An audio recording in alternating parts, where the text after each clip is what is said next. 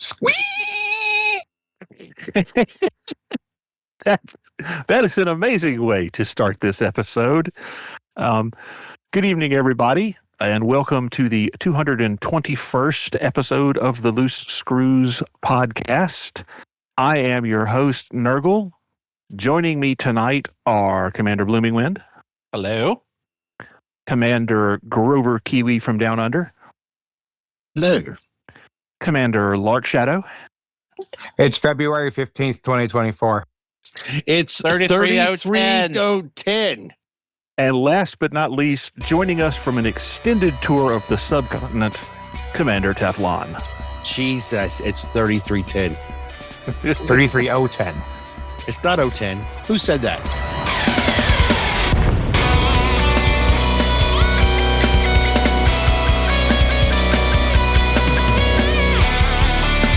It's 33010. Grover said that. Who made that determination? We all did while you weren't here. Yeah. Get the fuck out of my seat. Sorry. I just want to clarify, by subcontinent, do you mean venereal disease? Wouldn't you like to know? No, Oh, I would good not. start. I really would not. Then you better close your ears. And some other things. Close your cloaca. Hit that guitar. And away we go. All right, Commander Bloomingwind, what's going on in your neck of the woods? Oh, well, I've had a doozy of a week. I spent Monday afternoon in the emergency room with Mrs. Bloomingwind, which was a lot of fun. So she's had this nagging thing that's been kind of going on for a couple of years. And over the weekend, she was feeling worse. And then she went to her new primary care doctor, for a follow-up visit. And while she was there, her blood pressure was 80/50, which is really, really low. Yeah. And she looked like crap. So her doctor, who's a friend of ours, called me up and just said, hey, you need to get over here and get your wife to the emergency room, or I'm calling an ambulance and getting her to the emergency room that way. So I had left work and had to make sure everyone was okay with me leaving work because I had clinics starting. So they were able to get that rescheduled, and I just hightailed it out of there. So I bring her to the emergency room, and friend of mine is working triage, so he got us checked in really quick, and then the nurse pops an IV in her, hooks her up to the monitor in the room, and she's feeling nauseous and a little puny, and at that point we're waiting for the doctor to come in, and we're waiting, and we're waiting, and we nod off watching TV, waiting, and 2.5 hours later, the med student shows up. And I knew the med student, and he's a good med student, but I'm kind of like, I've been waiting 2 hours. I bet you loved that. Oh, but I'm like 2.5 hours, and the med student shows up. So we're like, okay, something's going to happen, because her doctor put in instructions. She wanted my wife to get fluids. She wanted very specific lab work to be done. She wanted a right upper quadrant ultrasound done. So we tell all this to the med student and tell him kind of what's been going on, big picture, and just how she's acutely felt like crap the last couple of days. And so he leaves. An hour and a half later, the nurse comes in, still hasn't addressed her nausea, still hasn't hooked her up to fluids. And we're like, we've been waiting for 4 hours, and there's been no doctor. And if I'm called to the emergency room as the consulting cardiologist, and I'm not here in a minute, I'm getting written up. So I would love for somebody to show up and check in on us. At which point the entire entourage comes in, and the good news was that her lab work was normalizing from 10 days prior, because she was on a medicine for an autoimmune condition for her scalp called Dapsone, and that medicine does a whole bunch of nasty crap to your blood work. And so she was like, you know what, I'm done with that. Those labs normalized, and then they do the ultrasound and they find a kidney stone. Oof. But the kidney stone is not causing the problem, fortunately. But it's there. Yeah. And when we get her urinalysis back and they said it was normal, we're like, well, what about the crystals? What about microscopic blood? Because she always has microscopic blood in her urine, just a little bit. She's had it for 20 years. And they're like, nope, none of that. And then they send us home. because there was quote unquote nothing wrong. And I'm like, okay. So we get her home, and then her doctor gets some more lab work done. And it turns out she had norovirus, which is like a GI bug you normally get on a cruise ship or something. Yeah. Right. So that was what was acutely bothering her over the weekend, was this GI bug that, that really hadn't manifested itself exactly, other than the I don't feel good stage of it. So we figured that out. And then a repeat urinalysis the next day was like, oh, there are the crystals from the kidney stone. Oh, there's the microscopic hematuria that we were expecting. So they mixed up her urine on top of it. Yeah, So, they had to. and So it was And just a perfect storm of bull crap. oh, it's a perfect storm of bull crap. And then the next morning, Tuesday, when I tuned into Clinical Management Conference, which is our weekly case conference, it was a M&M on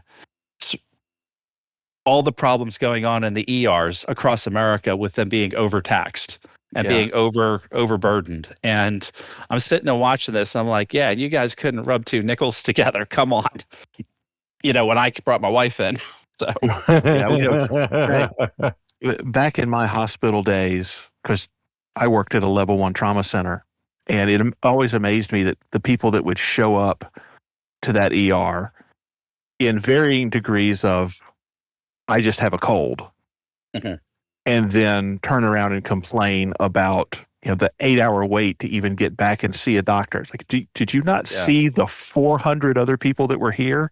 Yeah, the people that came in with a gunshot understandably went ahead of you, but all ERs go through that. They just get people use them as primary care. So many people show up, they get flooded. Yeah. No, I mean, to be fair, we were using it to make sure she didn't have an acute gallbladder that needed to be removed or something, because of what the doctor saw in the office. But I mean, they could have moved a little quicker in the sense of it really wasn't that busy, and it was one of those things where it's just like, okay, this is somebody who you can get in and out and clear the room if nothing's going on. So you can get someone else in faster. So it was kind of, they were not efficiently turning over the rooms. Well, I had a similar experience in my own ER. 10, 12 years ago, my father-in-law shot himself in the leg, which is a whole story in and of itself, which we're not going to go into here. So we take him to the ER, and we ended up being in there for hours before I finally got pissed off enough and went to the head nurse, who I literally went to high school with and I worked with for 20-something odd years, and said, hey, we got to rattle some chains here because this is getting ridiculous. Only to find out 30 minutes later that medicine and trauma surgery were arguing back and forth over who was going to take him, because the trauma surgeons didn't think it was severe enough for them. And general medicine was like, well, he's got to have some kind of surgery, so he's yours, dude. It's a gunshot wound. That should go to trauma. To be entirely honest, it was not a severe gunshot wound. However, it was a gunshot wound. But trauma didn't want him because, and I quote, it's not severe enough. That's funny. Yeah, trauma's over there. Like, next time use a 4-bore. It reminds me, I had a friend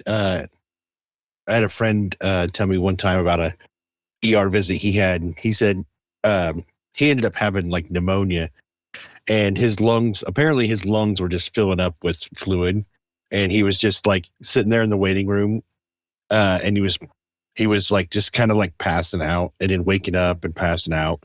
He said, and there was a guy sitting across from him who had like a finger in a cup of ice. He said he closed his eyes.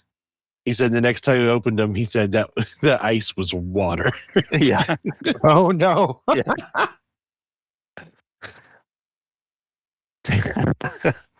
Yeah, we had one of those situations with trauma when I was a resident, where a homeless guy was riding a bike, got hit by a bus, was brought into the ER. They intubate him, sedate him, do the whole primary survey, scan him. Nothing's wrong with him. He's fine, right? Like, he just had some bruises and scrapes, but lucky bastard. And nothing that needed to even be admitted to the hospital, except they just intubated and sedated this guy. So he's on a ventilator. So they call the medical intensive care unit and they're like, hey, we got an admission for you. And we're like, well, what's the story? And they tell us, and we're like, why isn't he going to the trauma service? Well, there's nothing wrong with him. Like, they intubated him. I'm like, what are we supposed to do? Why? Babysit him until the sedation wears off and then extubate him. And I'm like, you put it in, you idiot. Yeah. And medicine lost that turf battle. Yeah. So we ended up being my patient. My favorite ER story, and one that's going to go in the book eventually, was there was a guy who showed up to our ER with a dead raccoon in a bag. I'll let that sink in for a minute. So it turns out that 2 weeks prior, he lives out in the country. He sees raccoons in the backyard all the time. 2 weeks earlier, he's been feeding these raccoons. One of them bit him. He came to the ER. He got rabies shots. Fast forward to that morning. He's on the back porch. He's having his coffee. He sees this raccoon going across his yard, shoots it, puts it in a bag, and brings it to the hospital so we can test it for rabies. Well, one, we don't do that. And two, if it doesn't have rabies, what are we going to do? Go back and take the rabies shots out of you? Yeah, right. I mean, it's not reversible, buddy. And there's no guarantee that's even the same raccoon. But I love this so much. To be honest, I thought you were going to say that he bit the raccoon and was taking it for the raccoon to get shots. Dude, I guarantee you that's happened somewhere. Yeah. Florida. Just Florida, probably. Yeah, absolutely. All right. Grover, what's going on in your neck of the woods? I've just been busy. I'm actually still on work time, so I'm cheating. Right. But it's Friday afternoon. Yeah, you're in tomorrow. We're having a cheeky podcast. Yeah. That can be a euphemism too. Yeah, no, I've just been being a girl dad. So I'm sitting here with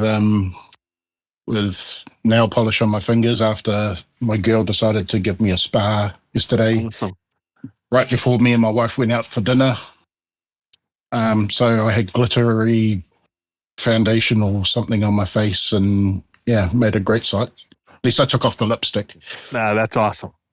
Yeah. I've got 2 boys. I only get to do that with nieces, so You lie. it's still fun. Yeah. So yeah, I took her for a daddy-daughter day last Saturday and spent far too much money, and so wifey and I had a dinner out last night, first time in a while. We went walk around the shops and ended up spending $900. Her on a couple of pair of gold earrings, and me on some Lego.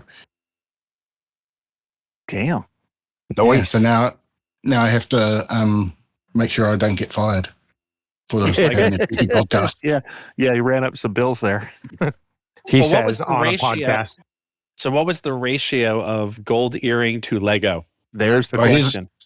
Here's a funny thing. So walking to the toy store, because I'd seen that a similar one had a kit that was retired and no longer, and so saw it. So yeah, they've got it, $170. Nice. Said to wifey, this is kind of a nostalgia kit, but I'm not too sure if I'll build it or if in a year I'll sell it because it's going to be really popular.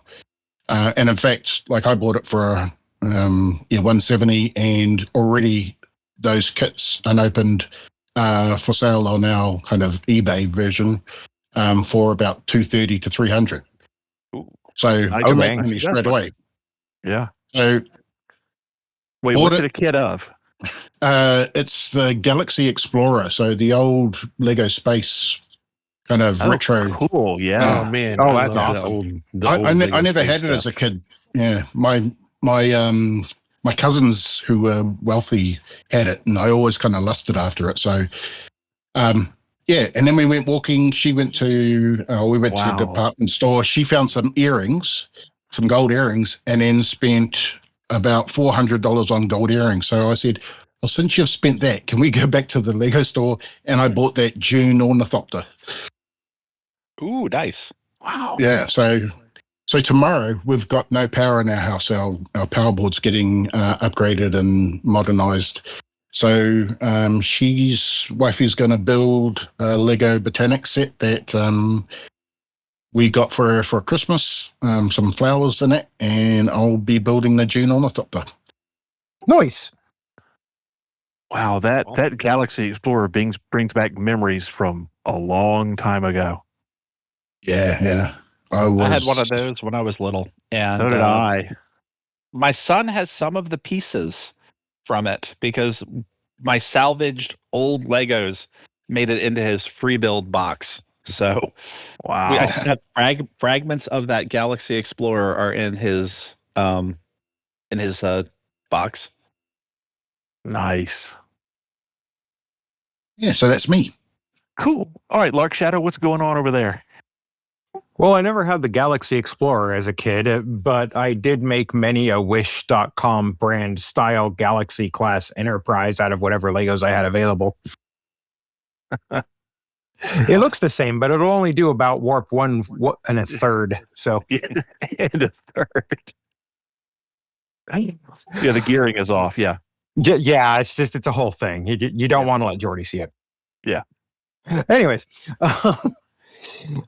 it's honestly not been a bad week, but it hasn't been a good week either. It's just sort of one of those time is passing weeks for me, if that makes sense. Time I don't passed know. slowly for me this week, so Yeah, fair. Nothing really interesting was honestly going on for me. Just paying bills and working, honestly. And I haven't had a chance to play Elite at all because I've been exhausted until like yesterday when I finally got a great night's sleep. well, cool. All right, Teflon, catch us up on your corner of the world. Oh man, I don't even know where to start. Ugh. Well, we know you've been hanging TVs today. No, that wasn't today. Oh. But Work I with me, did. man. Work with me. But I did hang TV above my computer desk for another monitor, so Nice. and it looks great. Yeah, I think I'm going to end up doing that too. It's awesome. And let's see. I still watch a lot of Japanese wrestling. It's like Like you do. sumo or like the WWE style? Like pro wrestling, not sumo wrestling. Nice. Yeah. Though I might. There's a free like sumo thing on Fight TV that Really? came out. Yeah, like a free event, and so Sumo's awesome. I'm gonna check it out when I get the time. Hell yeah. Sumo's amazing. But yeah, there's that. We did our bathroom remodel. I don't remember if I mentioned that before. I think I did last time I was on. I think you were beginning it, or Yeah, you were Yeah. beginning it. How I fell through the floor in the bathroom. Yeah. And Yeah. that kicked everything off. Yeah. Yeah. So we finished we got all that finished. I got decorations up. I'm gonna order some more decorations. Weren't you going for like a jungle theme? Yes, it was supposed to be like a Jurassic Park kind of like Yeah. jungle, but we found some old like my wife found this like old like wash basins type sink that she wanted to put in there, and it was very like Victorian looking. So we went for more of a Tarzan kind of jungle. Ah, okay. That makes sense. It fits. So yeah, I still get the vines and stuff. So we're still gotta finish hanging some stuff in there for that. But we also did a small remodel on kitchen stuff where we got some new cabinets and painted some cabinets and things like that. And we installed a new kitchen sink. That's really cool. Instead of 2 bays, it's 1 big bay. It Yeah. has like a shower Cool. setting and Well, it's really like neat. what's that called? Farm style sink. Farm Yeah. sink, Farmhouse sink. Yeah. Yeah, sure. Except this is like has like a lot of like different features to it. It's really neat. Nice. Oh, cool. That may Um, be in my future. I've got a ancient, dilapidated sink in the kitchen that we've been talking about replacing for years. Well, there you go. I can't. It's really neat when you get one that has like actually has like features. Yeah. I didn't know you could do that. My with my kitchen house was sinks. my house was built in the mid '80s, and I'm reasonably sure the sink that's in there is original. Let's see. What else have I been up to? Everybody in the house has COVID. Ugh. Well, Sorry. we're getting over COVID. Oh, then congratulations. Yeah. We just can't get the fevers to go below 99. Oof. But like everybody's acting like, or they go below 99, but we can't get them to stay. And so the kids can't go back to school until we can get that. Right. But I mean, like other than that, everybody's acting normal, like lethargic or anything. Really, any issues? Well, that's good. Are you sure it isn't your thermometer? We thought about that, but we've used multiples. Oh, okay. Well, that narrows it down. Is your kid's school 24 hours fever free and they can go back? Yeah. Okay, good. Because the CDC is about to update their guidelines to that. And I was like, kind of like, it's about freaking time. Right. But I'm Wait, glad to they hear weren't that you're- already? No, I saw a news article that they were formally going to be making that recommendation. Finally, because it's kind of been relegated to cold status as far as mortality and all that kind of stuff. And I was like, Yeah. okay, because like at work for us, if you're COVID positive, you're gone for 5 days. Yeah. I'll just see ya. And I mean, the hospitals I think are going to stay that way for a little while because you can really mess somebody up who's immunosuppressed. Or Yeah, something. they kind of Yeah. have to. Yeah. So, but like the rest of the universe is going to be, I mean, I think they're officially going to be making it 24 hours fever free. With maybe some masking requirements after that for hospital. Yeah. Yeah. Wow. So we've come a long way in what, 4-ish and change years. Yeah. Or actually, we're coming up on right about 4 years, aren't we? Yeah. March says it'll be 4 Yeah. years. Yeah. Damn. And we went from a virus that's 10 times deadlier to the flu to much less deadlier than the flu in 4 years. We now have something that exists in between cold and flu. Yep. It's amazing. It's absolutely amazing. Yep. To Crazy go, stuff you live through. yeah, well, and to go from, we're all going to die to, I have COVID. Yep. In the span of 4 years, that's just amazing. Absolutely amazing. I mean, we're probably still all going to die, but Well, Speak for yourself. if- I plan to achieve lichdom. well, sooner or later, I guarantee it. I'm with Blooming Wind. yeah, that sounds like a worthy goal. I'm down with that. My All right. fourth three will be I'd Mountain be down Dew for some can. lich, Jim. What was I'd that? be a great lich. You would be. All right, I guess we're down to me then, aren't we? What's up, Nurgle? Hey, Nurgle, All right. you're the community wizard. I want to stress that the events I am about to describe are literally the last 5 days. Oh, this So- is going to be good. I've been out of circulation for a couple of weeks because of Mardi Gras. So Mardi Gras wrapped up Tuesday. So on the Mardi Gras front, Sunday night there were 2 shootings involving 3 people and a stabbing. Tuesday night there were 2 shootings and a drunk driver who ran into one of the sweepers in the cleanup group. Monday night yet, and Tuesday night was gunshots. I haven't heard yet if anybody actually got hit, but there was gunshots that caused a minor panic, and another drunk driver running into a dump truck. So that was Mardi Gras. Tuesday morning, before the parade, I took a $13,500 hit because my HVAC system died. Ooh. It turns out that when we had the interior or the inside unit of our AC replaced, I don't know, maybe 10 years ago, maybe a little bit more, the guy who put in a system too big for our air return And so it's been struggling and finally died and took the control board and the thermostat and everything with it. Rip. So Tuesday morning, I had a crew of guys in here, and the heater we have a gas heater, which is, again, probably original to the house. With the control board gone, they couldn't get parts. All of that had to be replaced too.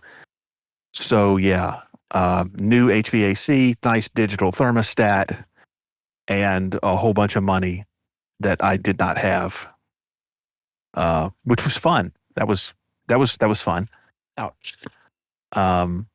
It sounds fun. I'm just saying. Yeah, I loved every minute of it.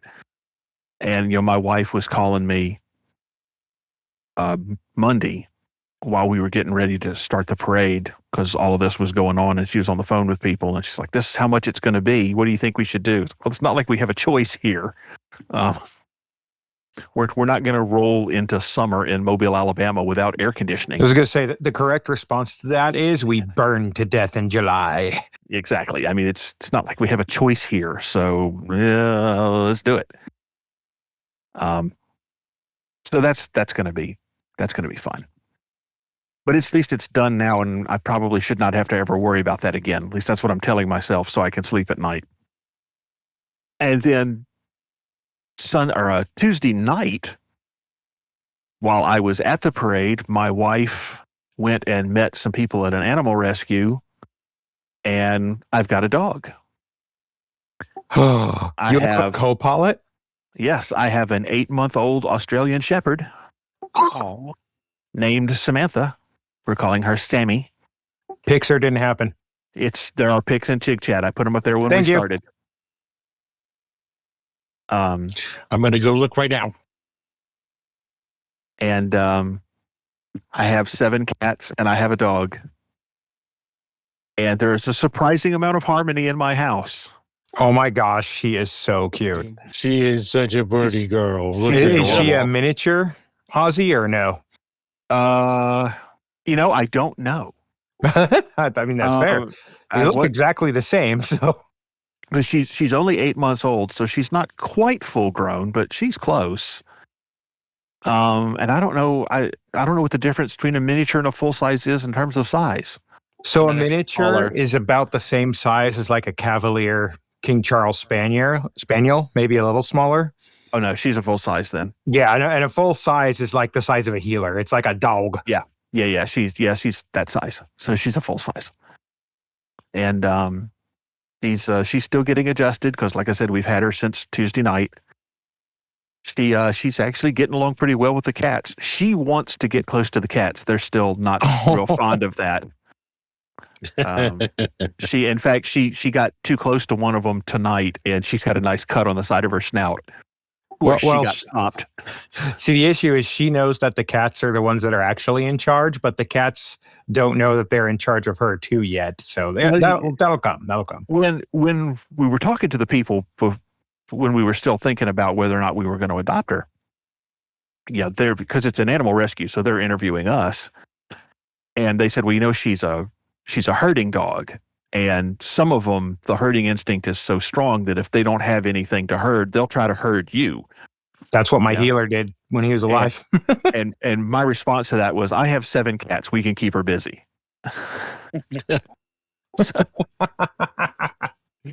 And like I said, she's not trying to herd the cats yet, but she's still getting used to where she is. And has she had any of the I'm still nervous throw ups or poops or anything yet? Poops, yes. She's holding it in.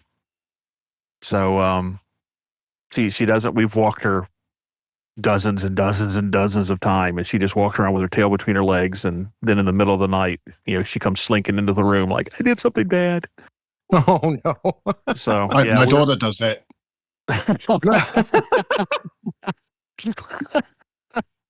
Maybe I need to walk her. Yeah, probably. Yeah. I don't know. Who knows? It might work. So yeah, we're going through some growing pains, but we've now got a dog. So, and she is highly, highly food motivated, which I can see being a problem. I mean, I understand. I'm food motivated also, so I get it. Yeah, I get it. So I'm going to mansplain for a minute because my previous dog was two herding breeds together. He was a Corgi Healer mix. Most of the herding breeds and all of the hounds, you can't just leave food out for them. You have to feed them or they'll hork it all. Right. Yeah, we've just from learned that lesson. experience. we have learned that lesson. Anything Oh, she good. hasn't she hasn't quite learned what oops means yet, so we got to work on that because she needs to know what oops means. That's her job. But any food left out, and so we've had to put cat food up on a higher level where she can't get to it. And Are your cats all like tree cats? They like climbing and stuff, so that wouldn't bother them? most of them, yeah. Oh, good. And like I said, the one that she had a run in with this afternoon is, completely non-phased by the fact that there's a dog in the house. She just doesn't want to be messed with. And so, came around a corner, got too close to her, and got bitch slapped in the face for her trouble. And it's really funny to see her run to the other side of the house away from a cat that's like a third her weight. Yeah, but the thing is dogs aren't obligate carnivores like cats are. So, like, cats are like way more of a predator than a dog is. Yeah, that's true. That's true. They got that boss energy, Yeah, and she picked on one of the cats that's definitely large and in charge. Well, didn't pick on, but she had a run in with one of the cats that's large and in charge. She also is a stray we adopted. She's a shipyard cat. Nice. So she don't take crap off nobody. Yeah, the very first pet I ever had with my wife was a Maine Coon, and that cat was a dog. Yeah. Now I have a big orange Maine Coon. Oh, who is the world's largest chicken shit. Yep, that tracks. He is literally scared of everything up to and including his own shadow. And it's funny because they're just so big. Yeah, he's huge. He's twice as big as any other cat in the house, and he's scared of all of them. So, nice. Yeah. Our cats are upstairs and dogs are downstairs generally. And so a couple years ago, well, actually 4 years ago now, when we were renovating our downstairs, we were all living upstairs right at the beginning of the pandemic. And we had basically a sink, a microwave, and a toaster oven as our kitchen within little makeshift kitchen within our living room. And so our dogs were now in the cat space. And so our golden retriever would get up on the window seat where Daisy, who just recently passed away, that's where she liked to hang out. And so she would just beat the snot out of him every time he came up there. So you got this giant 100-pound golden retriever. And every time he hopped up there, this like 8-pound cat would just pound him on the nose with her front paws and hiss at him until he would get off. It was the funniest thing. Was she using claws or was she just boxing him like, stop it?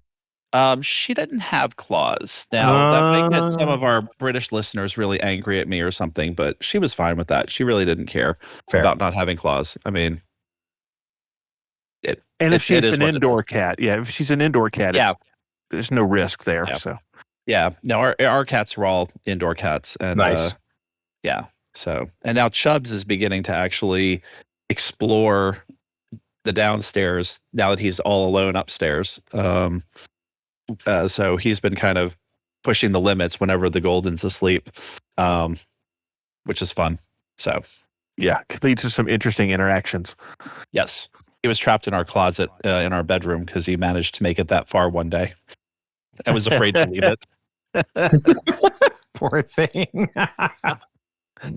Oh, that's sad and funny at the same time. Yeah, he's a funny cat because he's kind of like a ninja. So. All right. So what do you say we do a squad update? Who wants to give me a sound effect?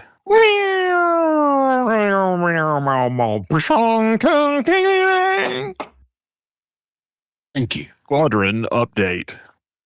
There we go. I didn't like any of that. Get over it. You could have done it, Teflon, if you wanted to. All right. So if I wanted to, I would have done it. I'm sure it would have been beautiful. It wouldn't have. I'm sorry to interrupt. You go right ahead. You're no interruption. So Kaupatak is ours. It's a new system.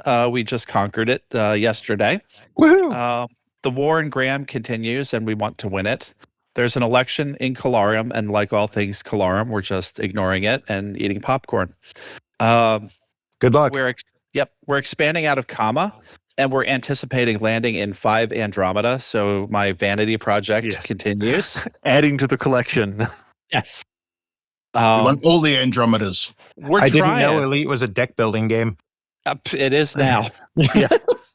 We're going for a inside straight. Yes. Okay. Carry on. You're good. Yeah. All right. Our next expansion again will be out of Snoqui Xian. I still have some work to do in the target system, but I'm taking a break from that right now to fill up Grover Kiwi's fleet carrier with a ton of tritium.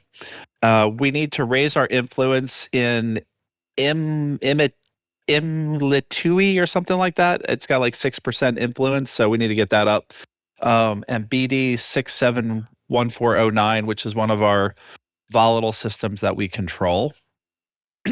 Copian Xing, our newest system we expanded to, is a weird system, and Nurgle may want to expand on this a little bit later, but basically it only has one asset, and as a consequence, all the time that I've spent there in the last 2 weeks trying to push factions into wars with each other so we could then leapfrog them has been leading to no wars, and I've been going crazy. And so apparently we can push for control and just leapfrog everybody because there's only one asset. And so the only conflict that can happen is if one of the factions has an asset or something. So in ages past, anytime two factions equalized influence, they would fight either fight a war or have a election depending upon the conditions for that. And then in some change, and I forget what it was, it may have even actually been Horizons when they changed this, but they put in the requirement that in order for two factions to have a conflict, at least one of them has to own an asset to fight over.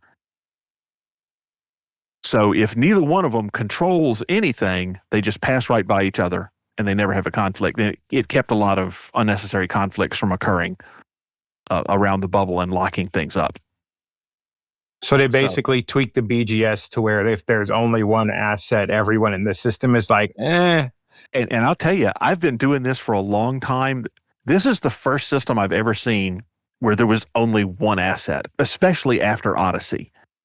To be fair, a lot of the systems around us are actually pretty populated systems anyways. So Right. And Copian Xing is the first one I've ever seen that literally only has one asset. So we're free to pass by the 5 intervening factions between us and whoever's in control and go beat them about the noggin to take it. that is so interesting.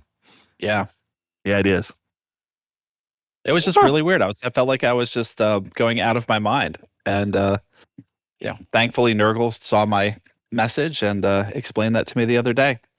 HIP 4907 is overheating. So that will need a beat down. Multiple systems are smoldering. I think it's just our continuous expansions are leading to a lot of boom states, a lot of good missions, a lot of people doing BGS. Mighty Mondays and Thargoid Thursdays continue. And apparently, is there a bunch of people at HIP 11111? That's what got posted. Yeah. I knew at least 3 that were going to be there, but they don't look like they're in voice. They might be in voice in a different Discord because it's a friend of one of our squad mates, and he's bringing him over to fight Thargoids. Oh, that's right. Yeah. Alrighty. Well, that's our squadron update. All the details are in standing orders and the Loose Screws faction channels of our Discord. And if you have any questions, reach out to any of us because we love to BGS. Awesome. Thank you. Thank you.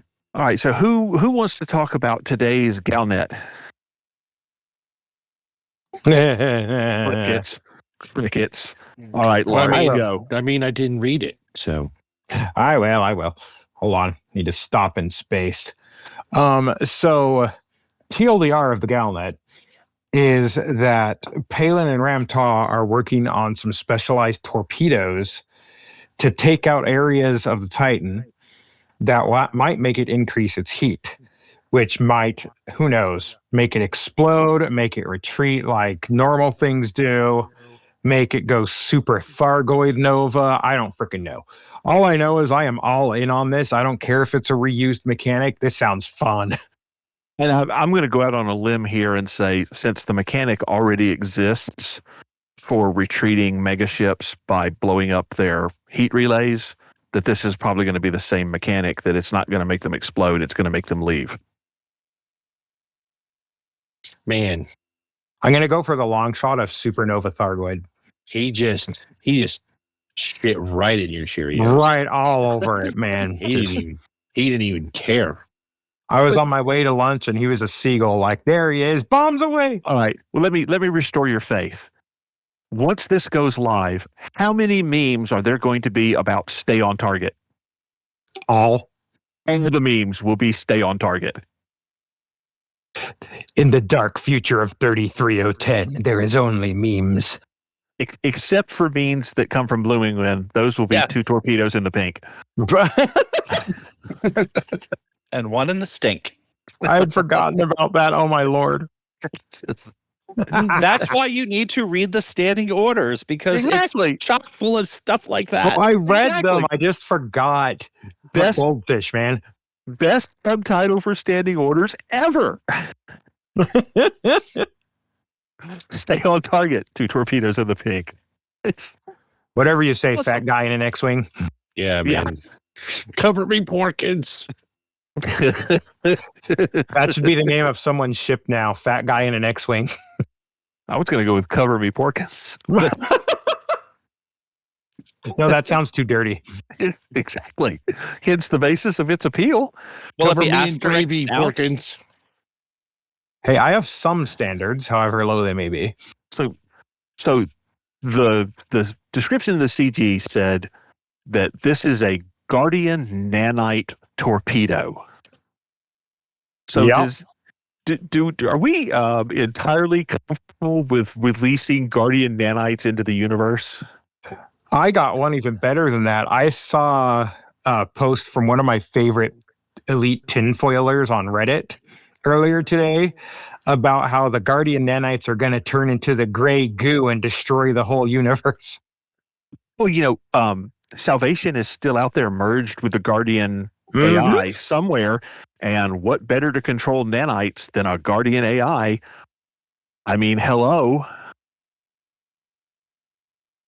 Yeah, I don't think anything's going to happen. Well, I do think something's going to happen. I think we're going to heat up the Titans, and then out the bottom they're going to poop the biggest heat sink. It's a heat sink made of caustic energy. Yeah. No, And we get to mine that. Somebody on a Discord I was reading today said that the probability is that we're going to force them to retreat, not blow them up. And so that, we will one by one force the Titans to go however many hundreds of light years away, and they'll land in another system. And then periodically you'll have invasions back in the bubble where some Titan will get repaired and come back, and you'll have to, it'll be like a community event to fight off the Thargoid Titan. Right. Which would be pretty cool if they do it, because then it preserves all of the mechanics for the Thargoid War, but they can bring it back as a limited time special event type of thing instead of something that drags out. And I think that's a pretty good idea. Honestly, if that's what ends up happening, I would be perfectly happy with that personally. Yeah. I mean, because prior to Thargoid War, when they had Thargoid invasions, those were always really popular.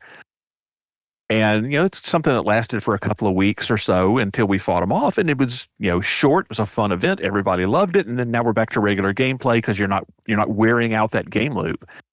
And if they were to do the same thing with the Titans and make it, a month-long event, say, to recapture a couple of systems, fight your way into the Titan, overheat it, force it to retreat again, that's a nice, fun gameplay loop that they could roll out 1 or 2 times a year.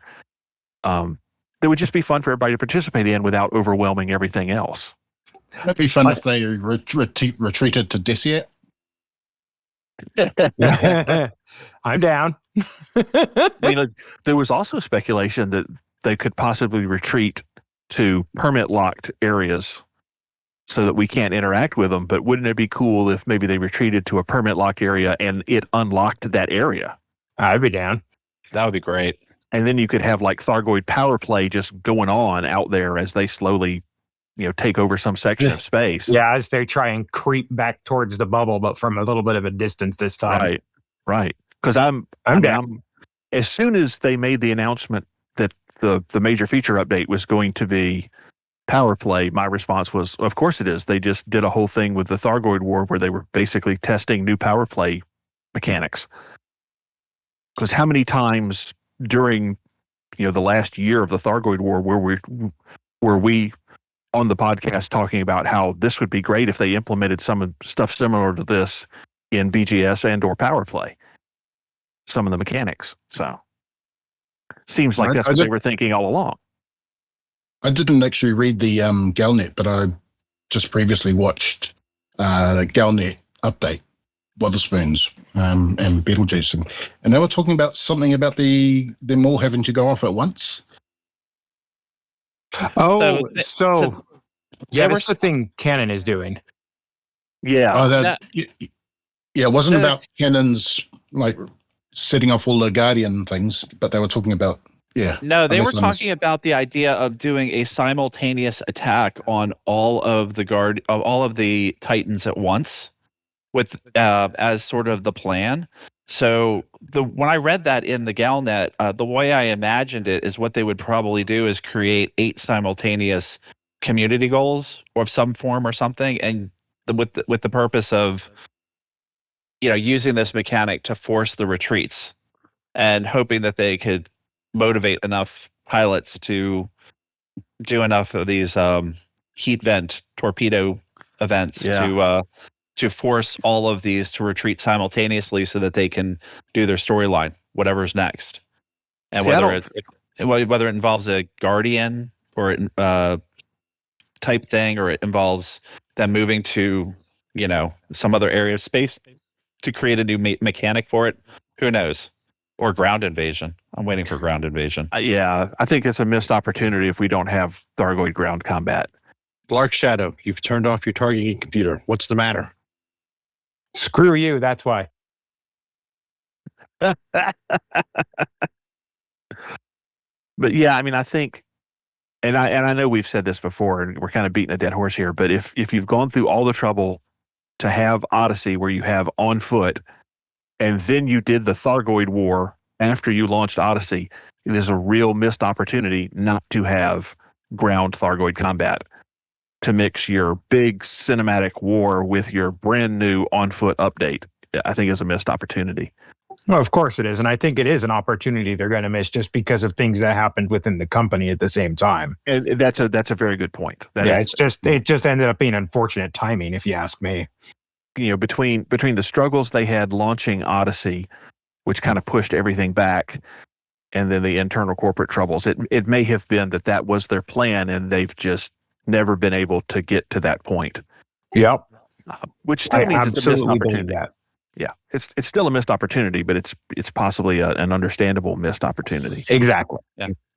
But given their predisposition for recycling, old game loops and kind of reskinning them, redesigning and rejiggering them a little bit, how hard would it be to convert the combat zones that they have already in Odyssey to a bigger, badder, tougher target? And then just either go the zombie mode or with reskinned humans, or throw in some other kind of creature on top of it. I will put my foot down and say, if you're going to do reskinned human Thargoid zombies, I would rather you not do it at all. Yeah, I'm fine with human zombies. I mean, even if you have to fight them differently or have some sort of different mechanic for them, and potentially developing alien weaponry for it. I mean, it's all like kind of like little more hit points, different armor class, things like that they did for Thargoid combat in space. You just kind of it's the same loop, just on foot. Yeah, yeah. But if you're just going to do human zombies, don't. Even if they end up acting just like the human NPCs, you've got to make them Thargoid creatures. You can't just do human zombies. That won't fly. I would rather that they not do it. That's the plan. I reserve the right to be the only person who feels that way, but I'm with you, Nurgle. I think, yeah. me and Grover over here in a corner saying no zombies. I would join that club. I don't want zombies. That's three of us. No zombies. No zombies are carrying the day. That feels cliche. And I feel fairly confident that Trax will agree with me on no zombies. I'm counting that vote. No zombies. Oh, he's already been on the record with that. I thought he had, but I didn't want to say that convincingly because I wasn't sure. It would be crazy to have these unique aliens, and then it turns out like the ground version is just, they're just like us. Yeah, that would be a wasted potential to the point that I think that would piss people off more than get them excited about the game. It definitely wouldn't want to make me fight them because, Yeah, there are way better first-person shooters I could play where I fight human-style enemies or zombies. yeah. Now, if you wanted to do like a Halloween special event where you had Thargoid zombie horde mode, that's fun for a week. Yeah, let's do that. But that can't be the whole gameplay. That's a good point too. I wouldn't be opposed to having them there if that's a thing that they can do. Is to have different types of the ground Thargoids, and one of them is like some type of virus or something that they use on humans, and it makes like a human zombie type. That wouldn't be terrible to have that, but to have that as an addition, but to have that as the only thing, to have that as the only thing or the main thing would be disappointing in my opinion.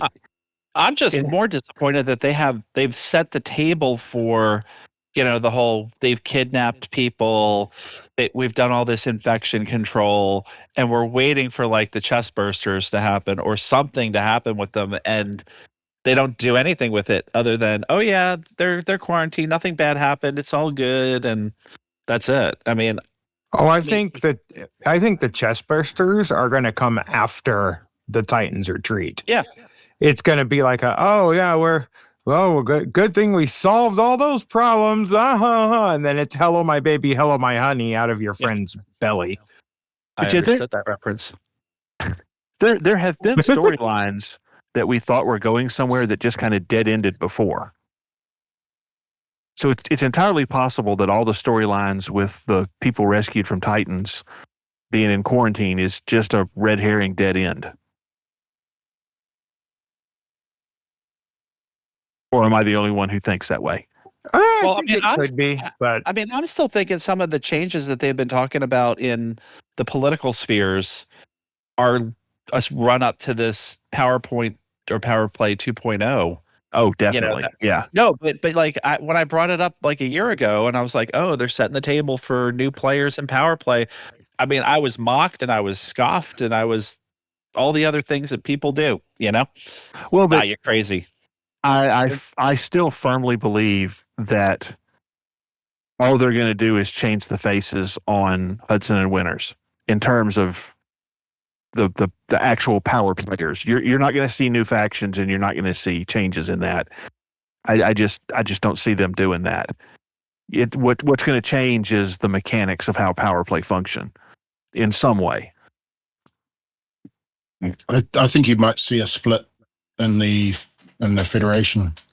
I think you're absolutely going to see a civil war in the Federation, and it's going to be glorious. I would love to see that. Nothing in my prior experience with FDev makes me think they're going to go that route.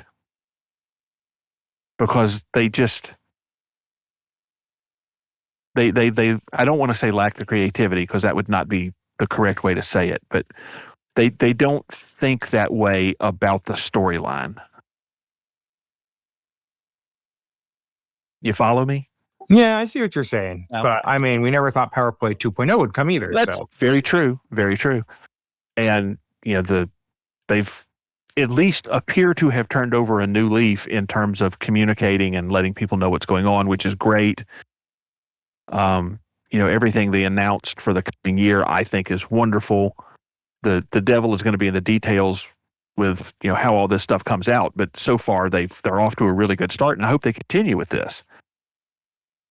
But I also don't know if their major feature change is going to be to power play from a mechanics side. How much do they want to mess with all of the wrappings at the same time? That may be a fairly big bite to take.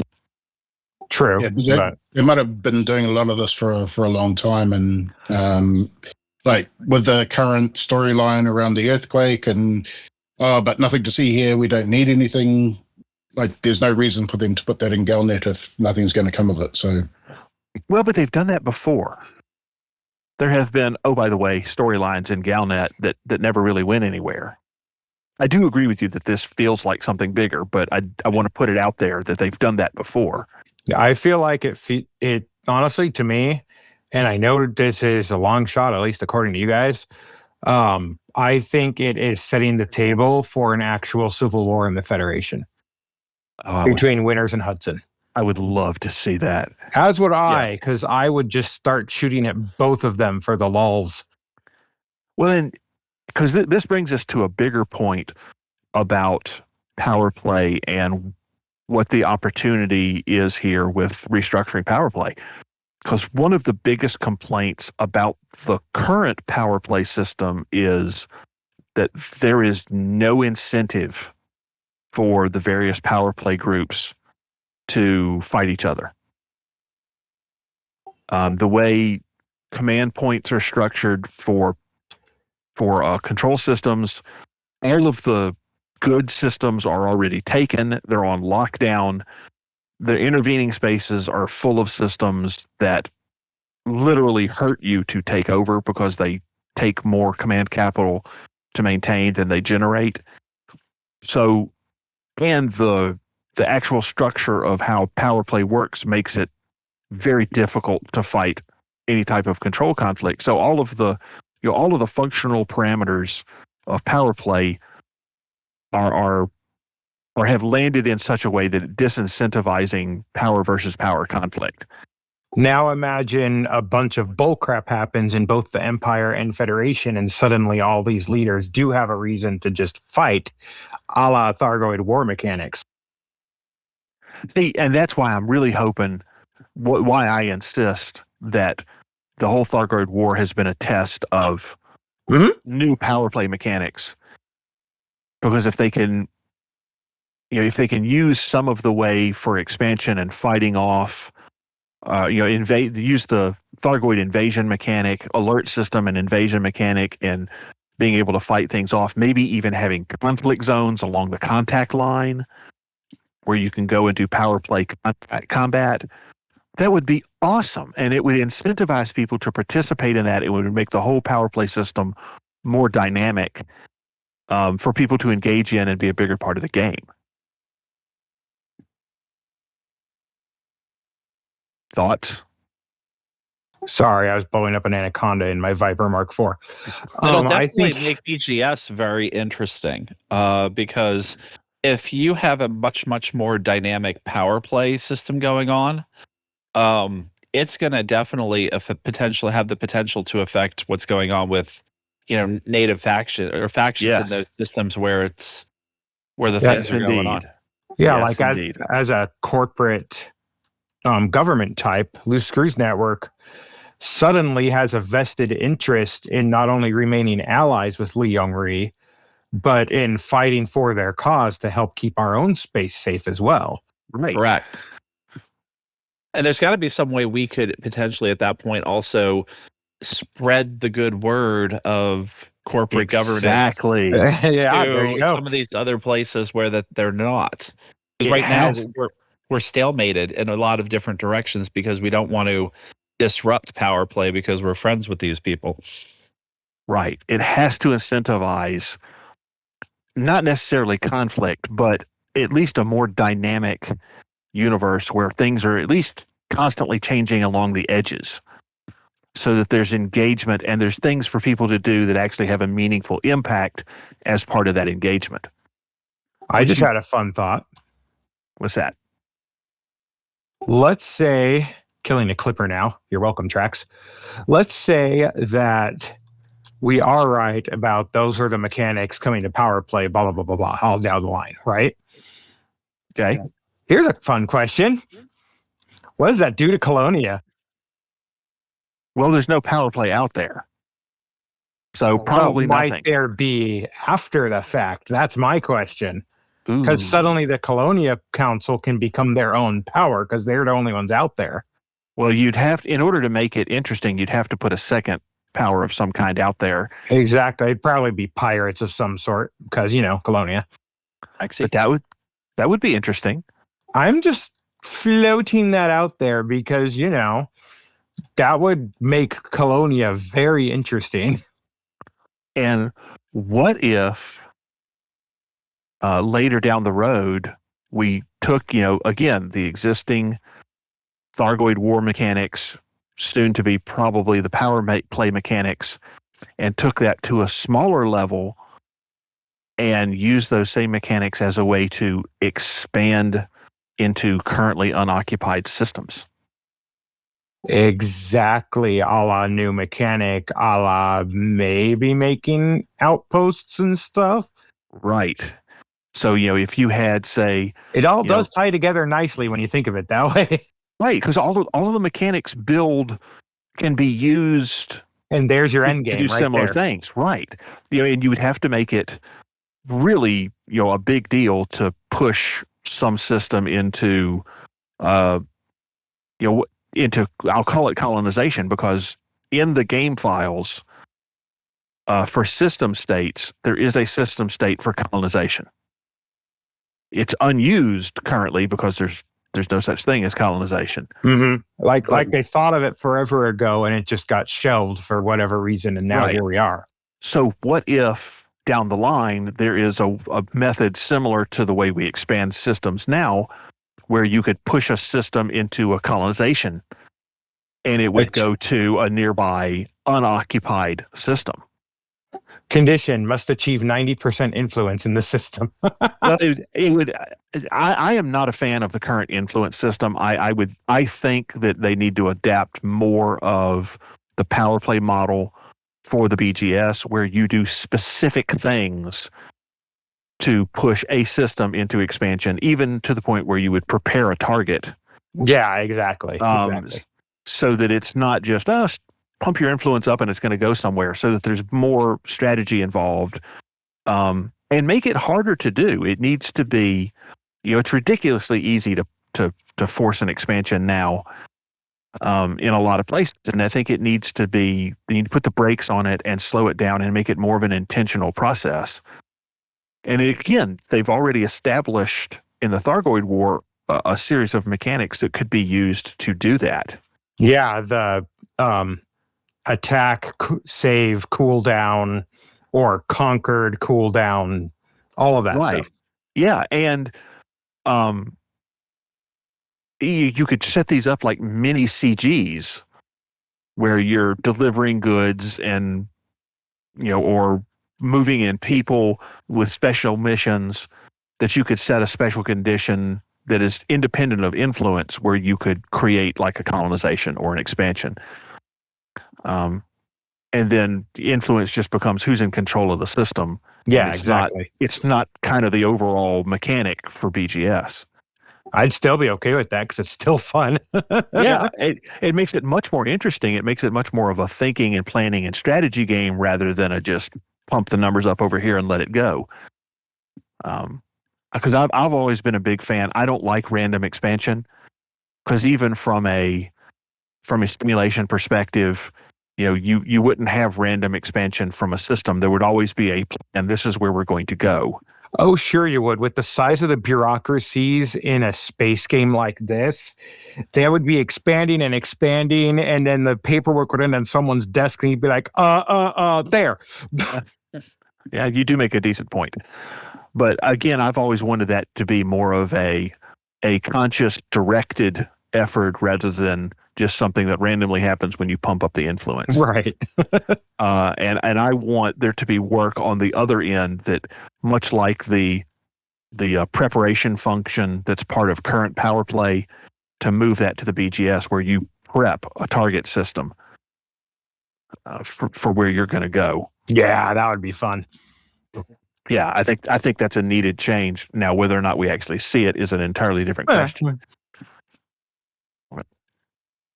All right, how long have we been going at this? We've been going at this for an hour now. So, is there anything else we need to touch on, or do we need to go ahead and wrap this thing up? Oh, I was preparing to jump out of the Hazres. On my way out, a random Asp Explorer started shooting at me. So, you know. So you're shooting back. Oh, yeah. And how? Random Asp Explorer wanted to commit suicide. Exactly. Random Asp Explorer didn't know my Viper Mark IV is the most engineered ship I own. So one last question before we close this out. Update 18 is coming February 26th. So about 11 days away. Do we get a new ship in this update?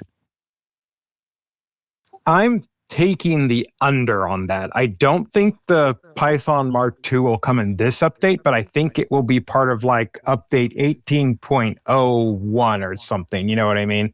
Yeah. Like they'll sneak it in with one of the just stability updates. Well, I think what's going to happen is I agree with Lark Shadow. I think it's going to be a community goal though.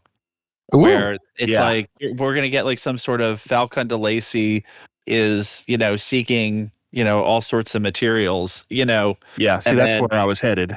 And the top those goals are going to get done so damn fast. Well, yeah, and it's going to be like the top 5% or some crap like that's going to get a Python Mark II, and then everyone else is going to get like a Paints. Sidewinder.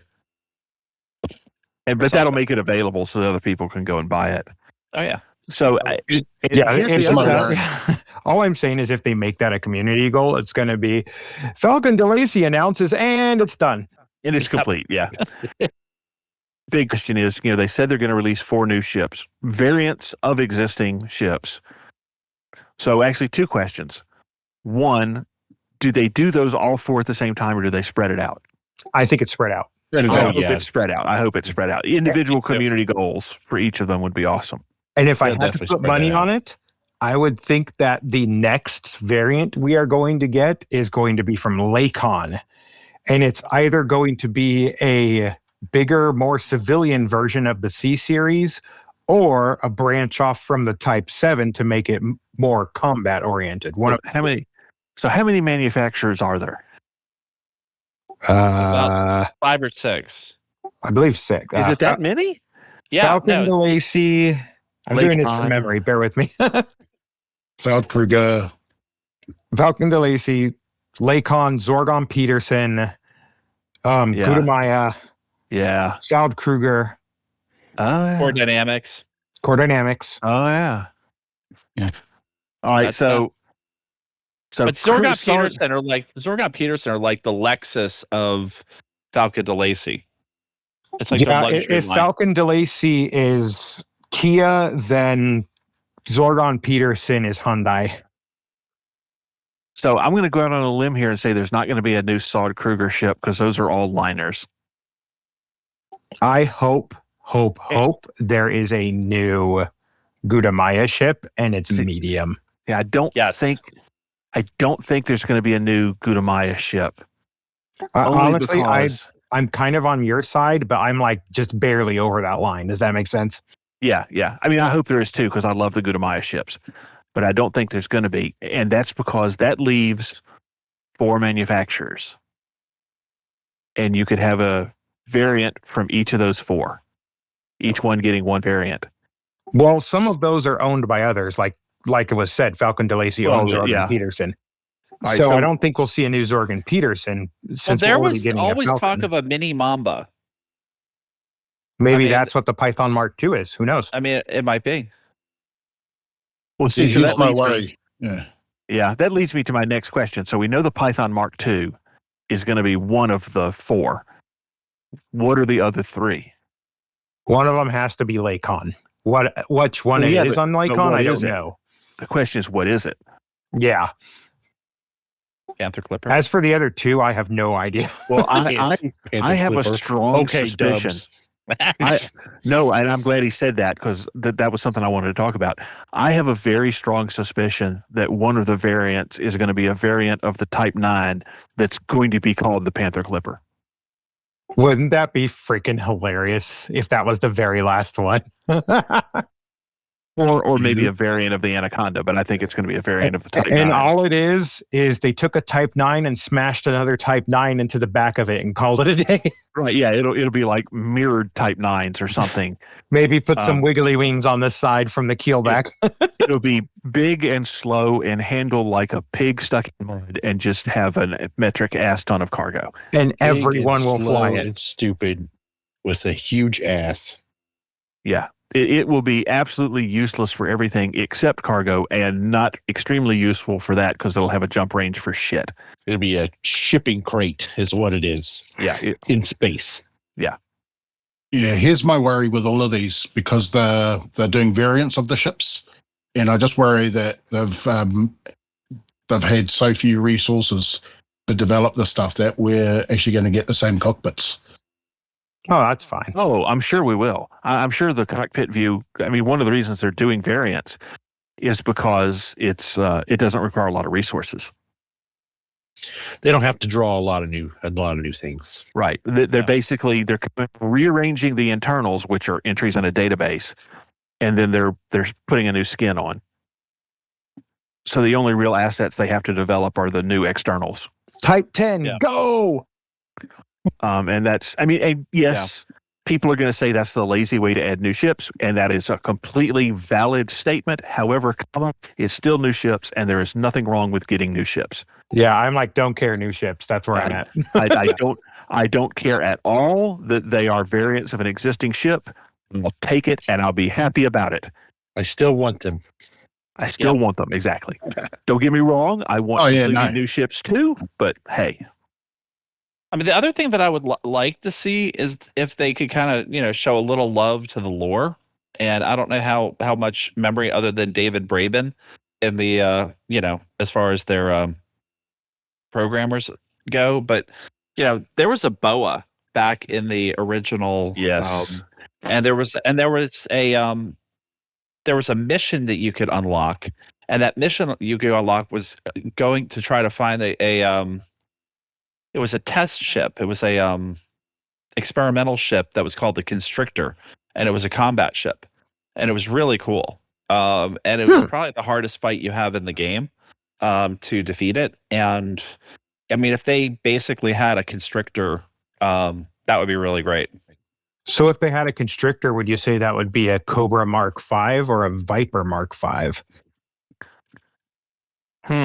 Just based on how both of those ships are, because the Mark IVs of both are actually pretty similar in combat profile. It would probably be a Cobra Mark V type thing. I mean, it'd be like if a Mamba and a Cobra Mark III had an unholy love child, then that's what I'd fly it. Yeah. Lock shadow intensifies. Yeah, basically. Something ridiculous and it goes fast. I'm in. Clean drives. My question is it fast enough for me? Can I face tank in it? And does it look cool? If it meets those three things, I'm good. Can I fly it with clean drives, cannons, and an SRV bay? Dang straight. They see me rolling. You're nothing if not consistent, my friend. All right. Let's take this to the house. Any closing thoughts before we wrap this up? Cheesecake. That's a good thought. Teflon, you want to kick in Tefbot, or are we going to do this without you? You're gonna have to do it without Tefbot. He's down for maintenance. Haven't been taking. You've been away for a while, and you let Tefbot rust out on the back porch, didn't you? I did. I totally He's a left him out on the subscription back plan. porch. To be fair, Tefbot deserved it. He's a subscription plan. That's darker than you think. That brings up a whole bunch of things that we probably don't want to talk about. He's actually not a subscription plan. It was a one-time payment to get a lifetime of the service. I was going to say, I can launch the Cyberpunk Ethics if you want. That doesn't make it very much better. Lifetime in air quotes. Yeah. Whose lifetime? Yeah. So we launching into Cyberpunk Ethics, or are we leaving that one alone? We're leaving that one alone. We're not going to touch that one. All right. So let's wrap this. Hey, the disclaimer is not here at the bottom anymore. I'm going to have to do this from memory. Yeah. Off-road. Yeah, we're off-roading. We're winging this. If we're improving now, all right, let's do this. Because we always have a script before. I know, and my script's not there. That's not right. I have to do this from memory, and I don't have a good memory. So please join us on Discord. Check us out at the merch store. We have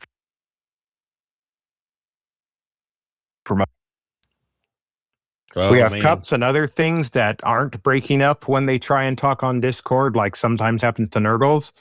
And check out the other Elite podcasts. Just on our Discord and Trion are all Nurgle. So for Nurgle's Commander Blooming Wind, Commander... Yes. Hey, you're doing a Tefbot impression. It was excellent. Let's just leave it in. Don't even say it again. And he's gone again. For Nurgle, Teflon, Grover, and Blooming Wind, and myself, Commander Lark Shadow, we bid you all fly safe. And if you can't fly safe, fly stupid. Good night, everybody. Good night.